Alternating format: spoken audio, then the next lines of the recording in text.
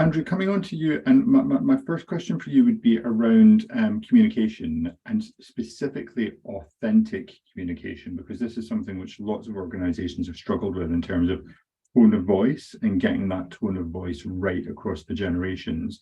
What have you seen in the Middle East, specifically within Etihad?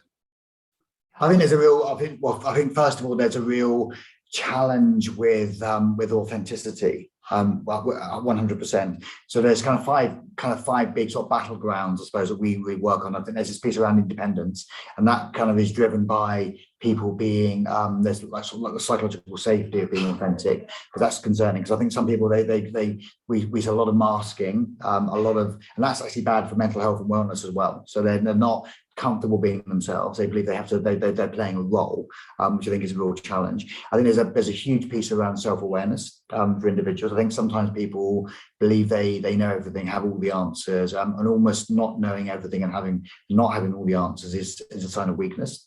So that also drives a piece around kind of authenticity. I think there's this whole piece around trying to connect the dots, definitely for younger, sort of newer generations coming through the workforce. That's a massive thing. I always try to say to people, please, definitely as you embark on your career, try to broaden the breadth of your knowledge. Don't just try and stay in one track. Don't try and stay in one lane. One of the big challenges that I face as an educator is that, often you have people who have stayed in one lane for maybe 15 or 16 years, and then they want to take the final step or the final two steps, and that's completely impossible for them because they don't have a broad enough experience in what they've been doing. They're very specialized in a particular area. So I think that's really, really, really, really important.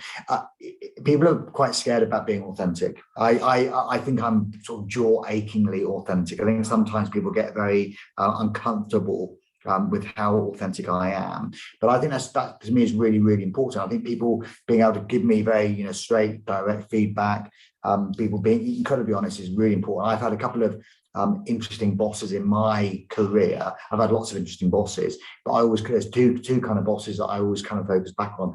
One, they're both billionaires. Both incredibly wealthy people. So I'm not saying either of their approaches is right or wrong, but I would say that I was more comfortable with a Dutch guy who basically wanted to get the bad news as quickly as possible, and was kind of like he was really about the relationship and about how he connected with his people. The other boss, very famous television personality, incredibly famous, and I couldn't possibly mention his name here because everyone listening would immediately know who he was.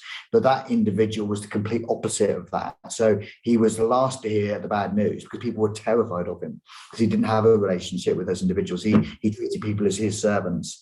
They were out to kind of look after his life. So I think there's a big piece around we're in it together, we're one team. Alignment, direction is really important, and it's that whole piece around purpose is a very interesting debate.